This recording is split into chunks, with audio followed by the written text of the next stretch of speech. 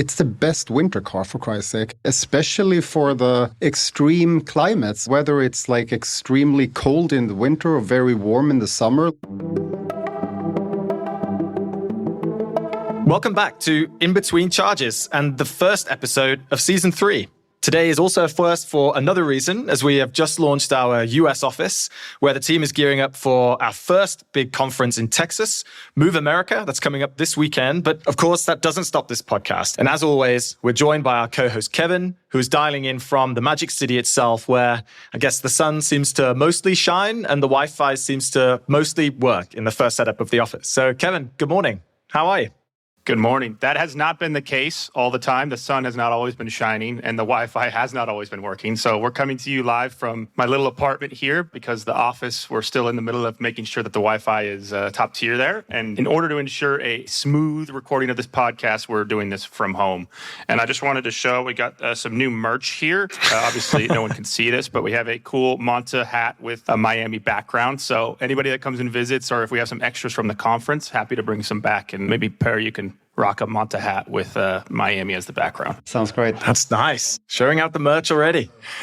Okay, great. So to kick off this season, we will be speaking with someone from a pioneering operator in the EV charging industry and also a bit of a pioneer themselves, spending a lot of experience and time within the EV charging industry and now bringing that to one of the first operators in Norway and now to a successful international charging network consisting of over 36,000 charge points. I think that number might even be over 40,000 now. By now, probably. Yes. Yeah. And just as a bit of a kind of stat on the scale of how long this organization has been around and also how popular it is for customers across various different markets. In 2022 alone, they enabled over 541 million electric-driven kilometers. That is a distance that's the same as roughly, or maybe even more than 13,000 laps around the world.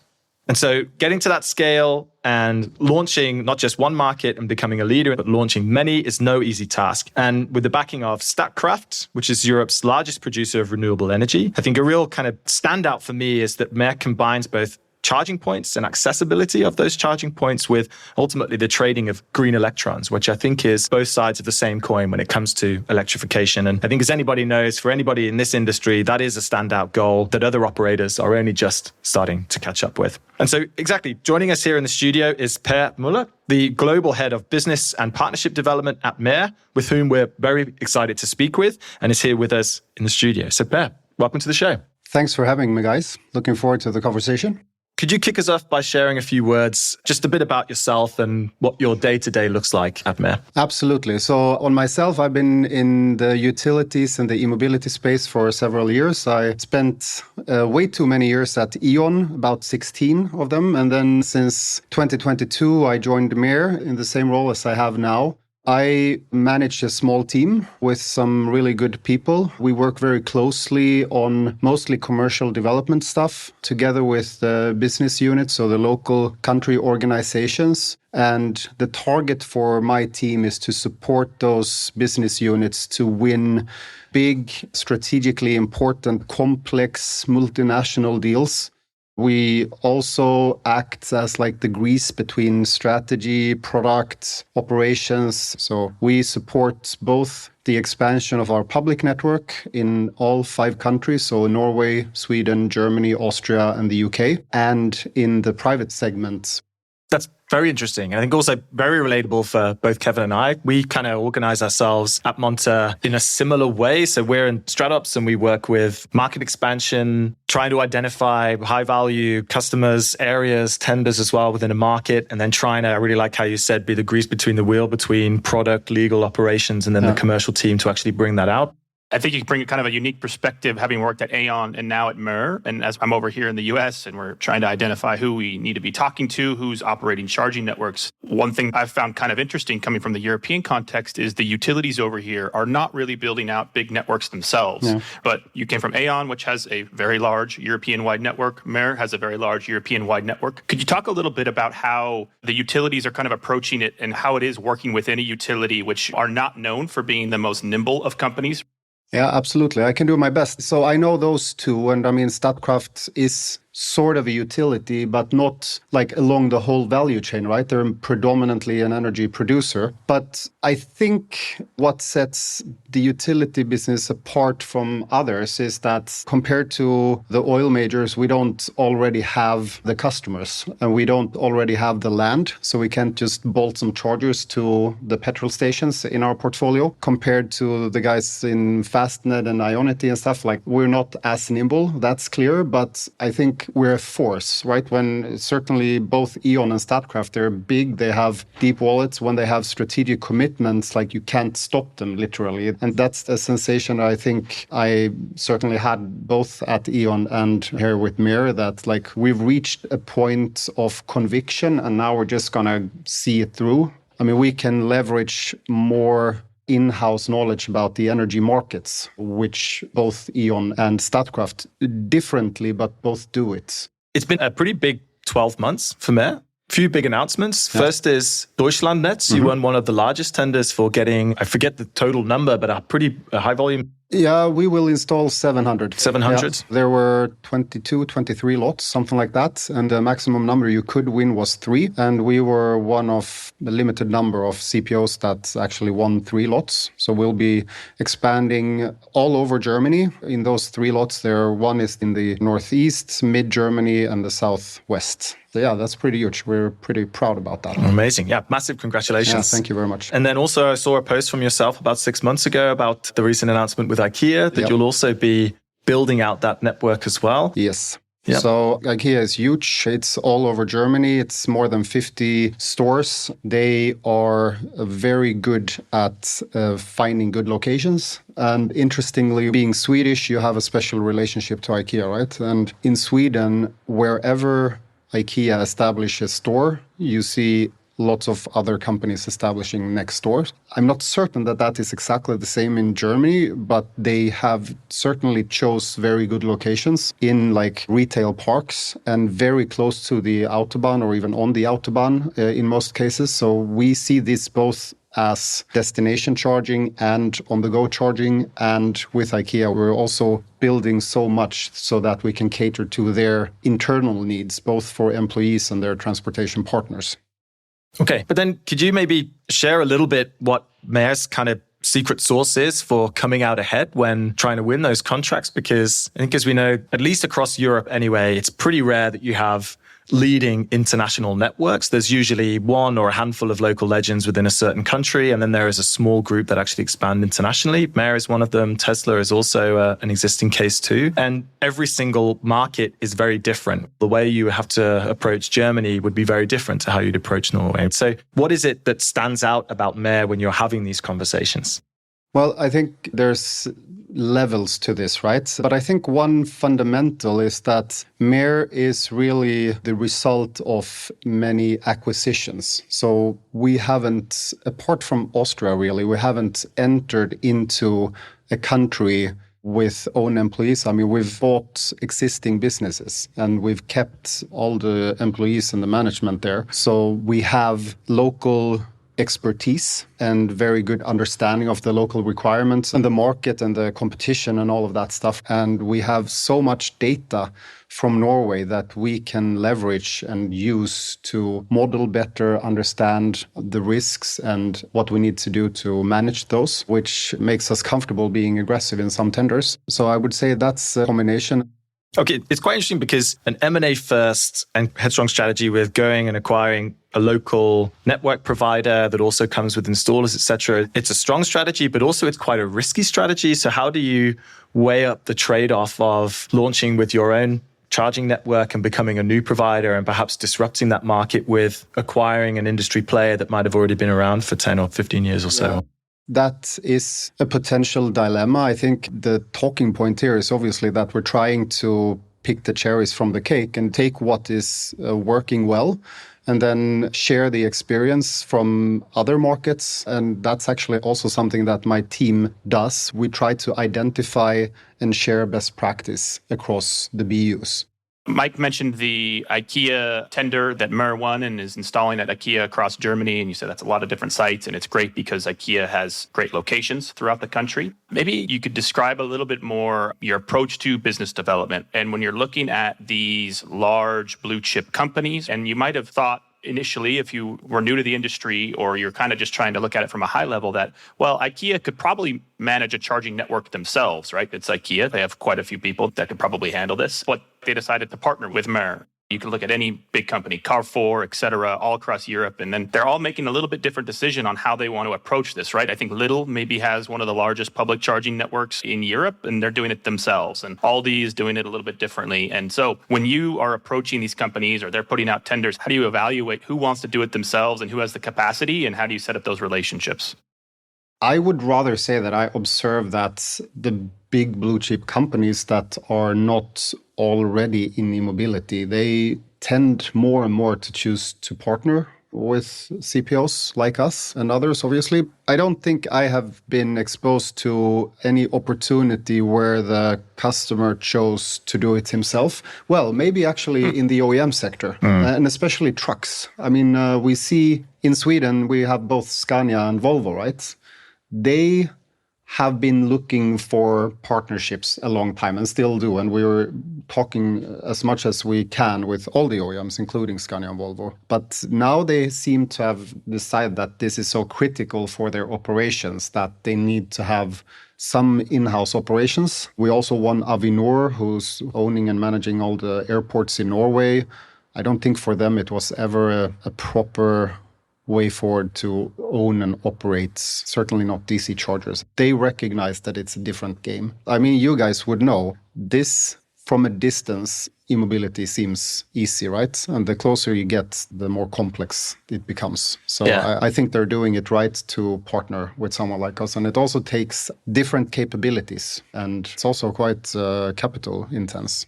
Yeah, definitely. I think it's really interesting. We were kind of having this conversation as well. It's almost like the first version of charging, everyone was very focused on hardware. Everyone was focused on getting charge points in the ground. There was limited focus on, performance or experience of the customer. And then very quickly, organizations realized that that wasn't enough for them to keep customers in their network and drive utilization up. And so kind of a big risk with actually having high capital costs and no longer a kind of return on investment. But now we're moving into an area where businesses realize that it's not their core business. It's very capital intensive, both in terms of the hardware in the ground, but also the team that's required to support the payments, the transactions, the actual administrative services, customer support, and everything else. What is the biggest value driver that they seem to lean on when choosing to partner with Möller? Is it an operational efficiency topic? Is it a total cost of operations? Or is it simply this isn't our core business? Before they even start talking to us or announce a tender, they decide internally whether to do it themselves or outsource it. So we often come in when they've already made up their minds about that. And I think what makes us interesting to work with is that we're a credible partner, right? We have experience. We've been around longer than most of our competition. We have credible experience also from delivering really good customer-centric solutions. And I think our work in sustainability is setting us apart. And I would say the bigger the counterparty, the more they tend to value that part. So, I mean, we talked a lot about IKEA. They have a Scandinavian soul and they care a lot about environment and nature and stuff. So for them, I think we fit their mold very well, I believe. We also partner with IKEA, by the way, in the UK, in private, however, and depot charging solutions. And then with other companies also in private, we leverage our offering in sustainability to help them be a better partner to their customers, right? We help them sell themselves on the back of the sustainability credentials that working with us brings. So you touched on sustainability. I think when you take a look at Möller's business model, when you take a look at your background, when you take a look at Stadtwerke, it's hard to ignore. It is one of the most standout parts of the Möller network, which I think is also very admirable. There is the Fastneds and the Allegos of the world that are only just now or maybe kind of later last year starting to sign power purchase agreements where they can guarantee maybe not 100%, but a higher percentage of renewable energy, which is particularly important for fleet operators and businesses that need to do carbon accounting. But could you maybe share a little bit more about that ambition with Mer? Because that must impact the partners you choose to work with, it impacts the contracts that you set up, it impacts the land and the sites that you can actually go after. And in some cases, I can imagine it being a bit of a conflict to network expansion. I mean, sustainability is in our DNA, I would say. It's really a USP that we carry with pride. I won't lie to you, sometimes it's hard to convince some customers that they need to find an e-mobility partner, be that in private or in public, that cares so deeply about sustainability, because they think that after they've transitioned from diesel to EVs, they've already done their part. That's a consideration, right? But we want to really work with this USP, and we have been carbon neutral since 2022 or 2023. And we do offsetting in the ETS system for direct emissions and gold standard offsetting for everything else. And our midterm target is to be net zero, right? And it influences everything we do. So we qualify leads in our sales funnel based on their sustainability targets, because we know we're more likely to win an opportunity that value that. We build our charging locations with sustainability in mind. We take a lot of care in the supply chain, having very high demands on our suppliers when it comes to sustainability. So it's part of everything we do. Yeah, I think it's interesting because it's then not just about the electrons that you're trading for an individual, for an EV driver, although I think that is something that is worth kind of talking about. But then it is also your whole organization. Yeah. I know you have the agreements with Kempower, for example, and making sure that they're meeting your standards. Yeah, absolutely. Your first focus is the environmental sustainability criteria, right? But we're a Scandinavian company, we're a Norwegian company. We also take a lot of pride in having high ambition levels when it comes to social sustainability. We don't want to be 400 burnt out people at Mer, so we manage work-life balance really well, I think. But an equally important sustainability factor is the financial sustainability, I would say. So we know that we won't be able to be around forever if we don't make smart business decisions. I guess to begin with, in many cases, because you have to be more selective with the contracts, that pushes your initial cost up, but you're more investing in... I would actually turn it around and say, because we use this to our advantage, and because we actually look at all the leads and the sales opportunities we have in our funnel and we filter some out, we don't waste time chasing stuff we won't win.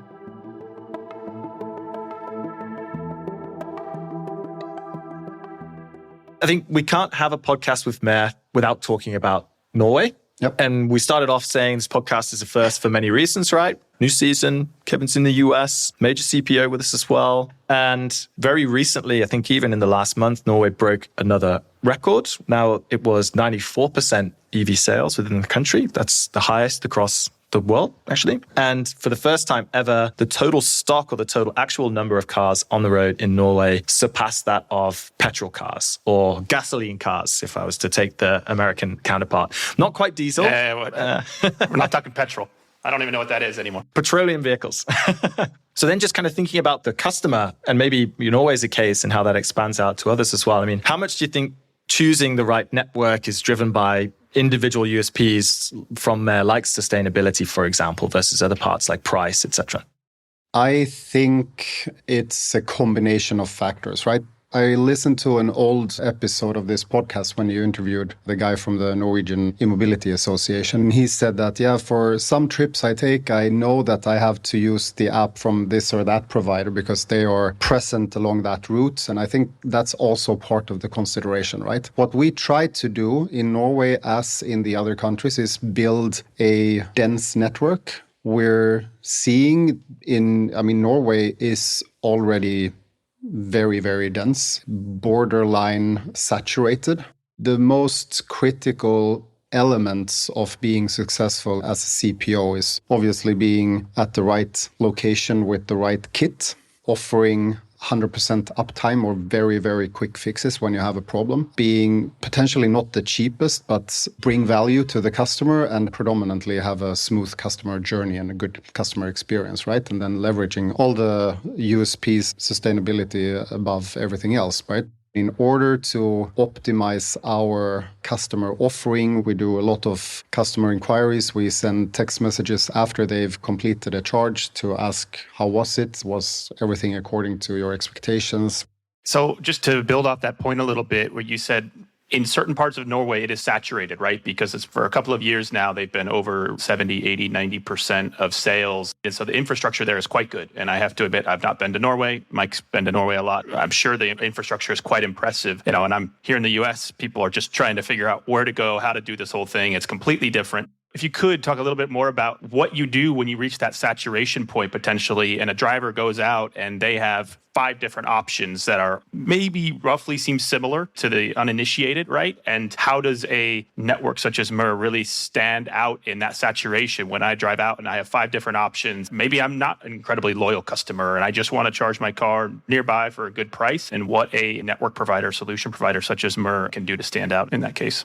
There's a few different things we can do. I mean, first of all, it's about being in the right location, because I also don't believe that customers are in general super loyal to a brand in this space, because at the end of the day, we're selling a kilowatt hour and a kilowatt hour is a kilowatt hour. So it's about being in the right place. It's about having enough chargers with high capacity. We're seeing more and more that the higher capacity the charger, the higher usage we have there, also in terms of number of sessions. So it is a pull factor to build proper chargers nowadays. We also do a lot of integration. Especially in Norway, we integrate with our location partner. So both with Burger King, and we're integrated with Coop's customer loyalty program, right? So there's a few different varieties of that. But basically, if you charge your car at Möller, either you can do it with discount or you get a coupon to use in the stores. That also drives a bit of loyalty and sets us apart from the competition.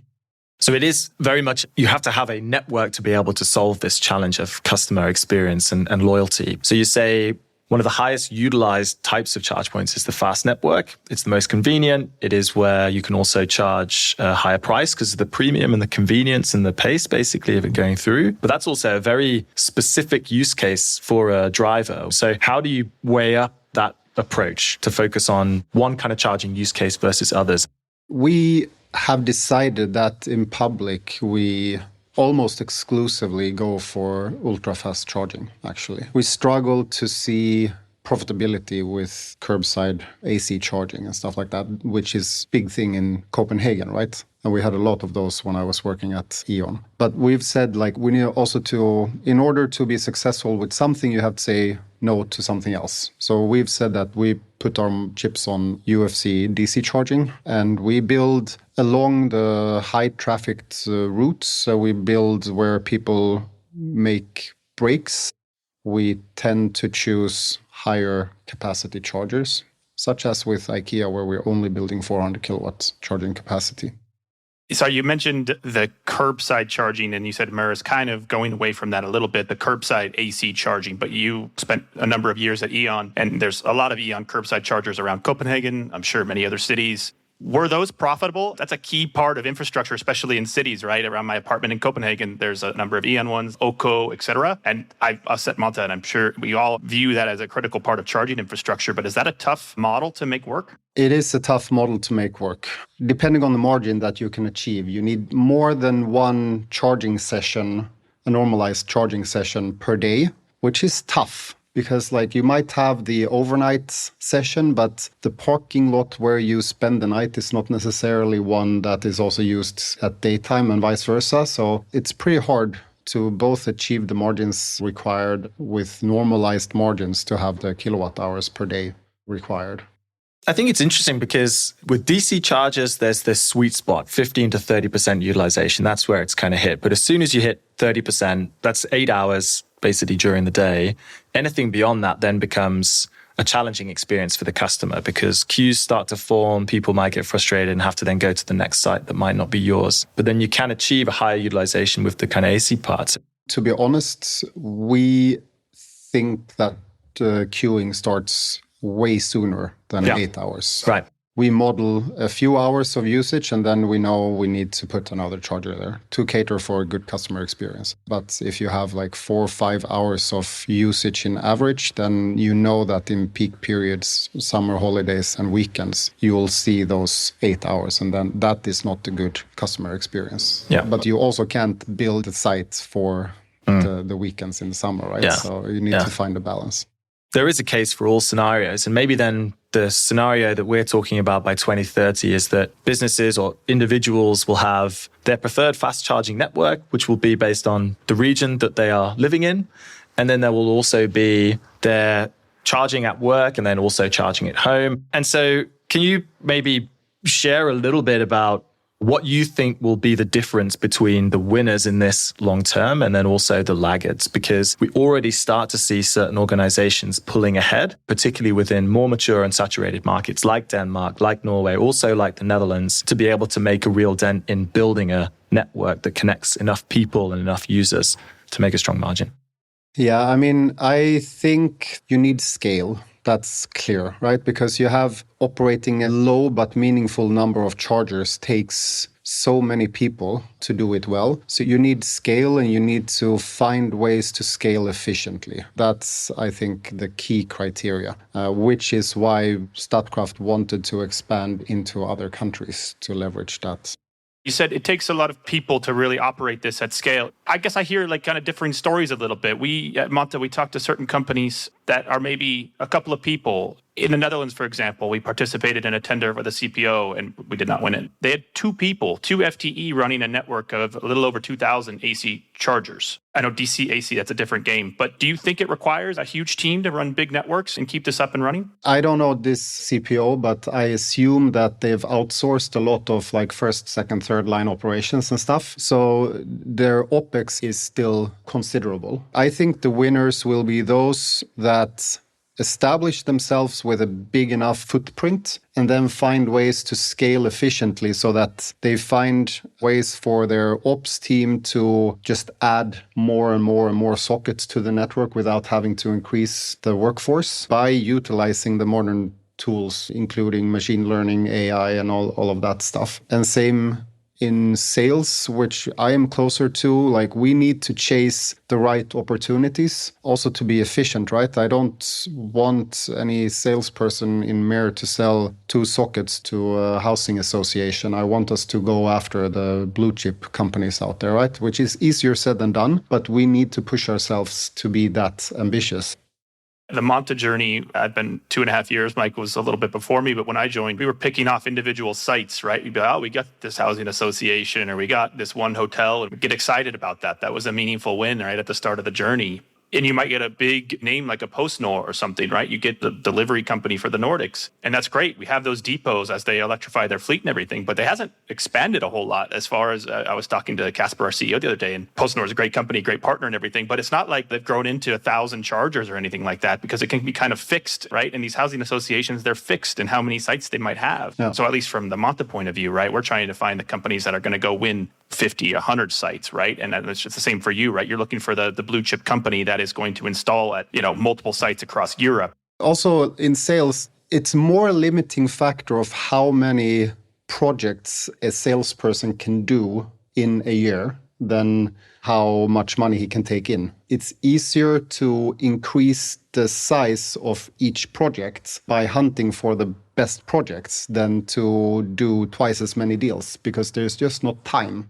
And I think also we can really relate, and maybe to your point, Kevin, I think one thing going after the smaller groups that do need to set up charge points, but maybe see it a little bit more as an amenity. And then at least that we've seen as countries develop and organizations then realize, oh, this is something that employers will be expecting, then there's more of an investment in making sure charge points are available. And then there is also a tipping point for when DC charging becomes profitable. Yeah, they're much more focused on actually building out a core business and practice out of offering EV charging services, basically, and actually trying to make a margin in a sustainable model, as opposed to hiding the costs and having it as an employee benefit, for example. It's a different type of business model to go after those companies.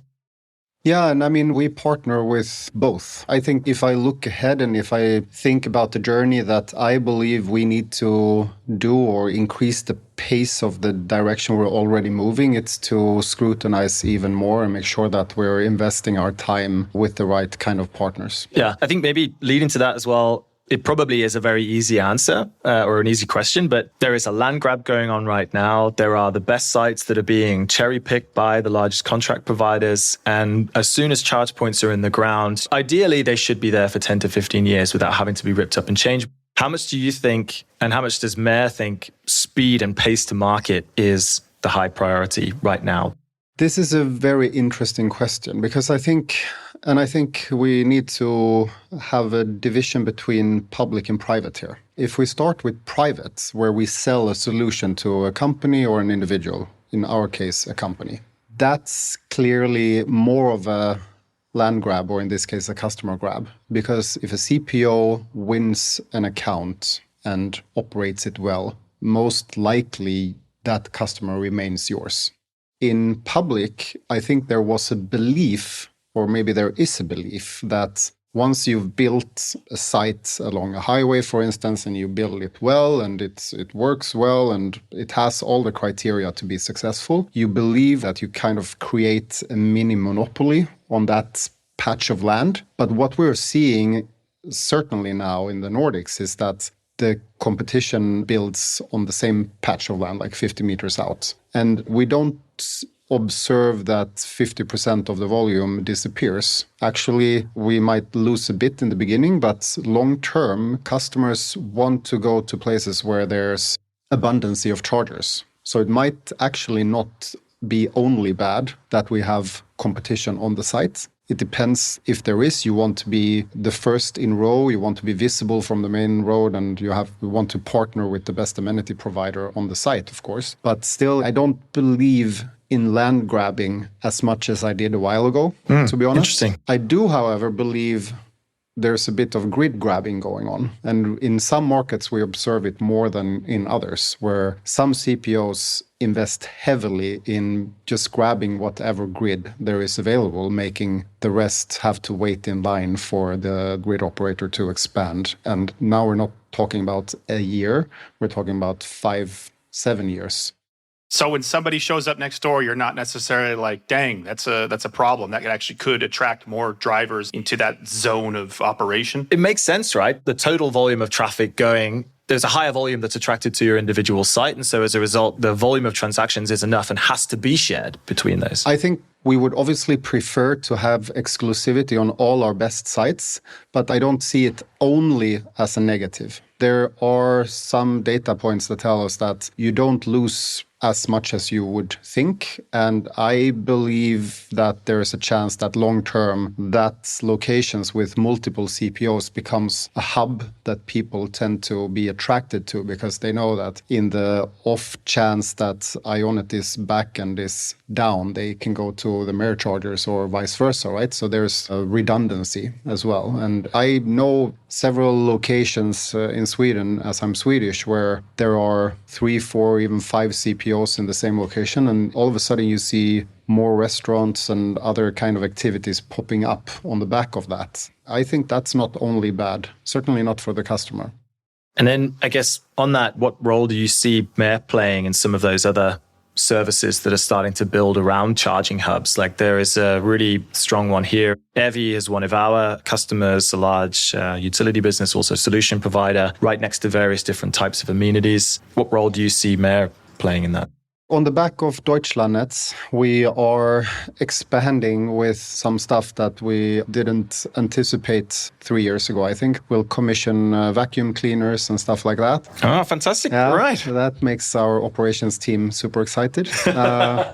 It's hard enough being a good CPO. We'd rather partner with amenity providers. And there are lots of potential partners out there that operates, we call them cubes, like they basically put a simple solution to make sure that there's coffee, snacks, toilets available on site. And if we can partner with people who want to do that and do that well, I think it's better for us than if we branch out and try to become also a grocery store. Yeah, definitely. This is a conversation, Kev, you and I have had for quite some time. The thing with a network or an ecosystem market is there are many different shiny new things that might be tempting. But I think core for this is, are we a technology company or a charge point operator, or are we an amenity provider? And really kind of staying core with, all right, what is it that makes your beer taste better? I guess this is the example that we've been talking about for quite some time.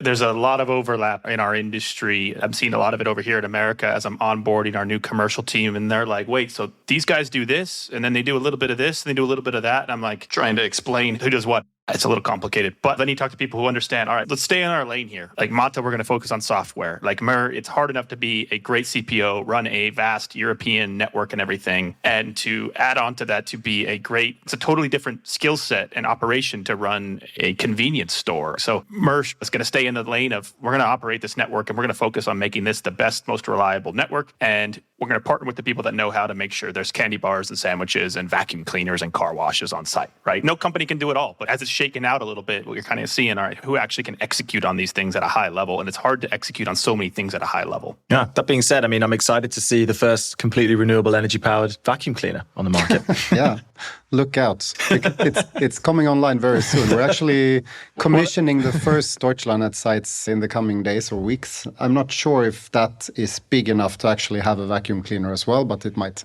Amazing. Is that going to, because everybody's posts on LinkedIn or the social media, when they unveil a nice shiny new charger, would a vacuum cleaner make it to the level of social media post worthy where they cut the ribbon of it? Yeah, absolutely. And when we commission the first Deutschlandnetz sites with a vacuum cleaner, that's going to be in focus on my picture, I promise you.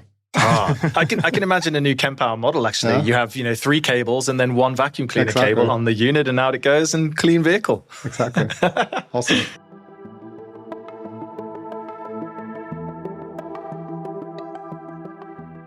Okay, so maybe 2 final questions just to round us off. 2? We never do 2. I did promise there was 1 final question, but I just thought of another one as we're thinking about Austrian expansion. I leave for 3 weeks, and he has a final question. First question, which only just crossed my mind, actually. I kind of mentioned it before. So, Pär, your title is Global Head of Business and Partnership Development. Does that mean you're eyeing up overseas, making a jump across the pond to America, or perhaps even APAC? No, I'm not, or we're not. We're sticking to the 5 countries that we are in at the moment, at least for now. Would we be looking at other countries? We'd still stick to Europe, I believe, and we'd be looking to do it similarly to how we have done it in the past. So acquisitions or growing with a partner. But for the foreseeable future, we're sticking to the 5 countries where we are. Right. That's clear. Thank you. It's hard enough being a great CPO. It's hard enough being a great CPO across 1 country, hard enough across 5, hard enough across 2 continents, right? It's both impressive and intimidating that you're trying to grow on 2 continents. Yeah, I'll go with the impressive part, not the intimidating part. For us going out to the US, it is a bet as well. But we see, particularly within states that have had high commitments with rolling out EVs, and a lot of the auto manufacturers also out there manufacturing on site, building big battery tech as well, that now is the right time. Yep. I think one of our biggest lessons about launching in Europe is this kind of sweet spot where starting point of small operators and charge point manufacturers are entering into the market. It's very highly fragmented. Then as the volume of vehicles starts to increase to maybe 8 to 12% sales per month, you start to see this uptick in organizations looking to try and pull together that network, those fragmented networks, and consolidate, and also start to make a pretty positive margin on DC, etc. And we start to see those states in the US really hit that tipping point. So we want to be early to market, not first to market. We want to be bringing some of the lessons that we've learned from Europe over to the US as well. Of course, they're going to be going through their own challenges. And this is something that Kevin will be having lots of discussion with various different partners now and into the future, not just at Move America as well. But we're super excited about it. Super excited about it. Yeah, it's going to be awesome. I'm sure you'll pull it off. But I think it's potentially easier to expand the software operation than to expand something that is as physically demanding as putting chargers in place across the Atlantic. Yeah, that is definitely true. Just to add on to that, as we were scoping out our plan for the US and everything, we did a kind of a scan through all of our European partners, right? And we have 600 plus across Europe. So I go to our customer success managers and everybody, and we say, hey, anybody in America? We have some pretty large partners in Europe, and like none almost, right? Maybe one is like, Siemens in Germany. So we're talking to Siemens over here in America. But beyond that, there's not a lot of transatlantic charging operators. So we're starting from scratch over here. Good luck. Thank you. So to round us off, we like to finish every episode with the same question. And the beginning of and the rest of season 3 will also follow the same approach. And that question is, if you were to bust one myth about EVs or the EV charging industry, what would it be? Yeah, this is going to sound basic, but I would like to bust the myth that it takes a lot of conviction and work or preparation to actually transition from a petrol or diesel car to an EV. I've driven EVs for 3 years. And I drive a lot. I drive across all of Europe. I go to south of France in the summers, to the Italian Alps in the winters, to north of Sweden, and visit friends and family and customers in many different countries. And it's easy. Like, it's really easy, and it's more convenient. It's more comfortable. It takes slightly longer, I would admit, but you also get to where you're going more well-rested, and you get there safer because you tend to drive a bit slower. I love that. And I think that's definitely still relevant. And I think with Norway and with Scandinavia in mind, some of the roughest terrain, some of the harshest weather in Europe, particularly with cold conditions, it's a very easy counter-argument that it doesn't work in all terrains. It works.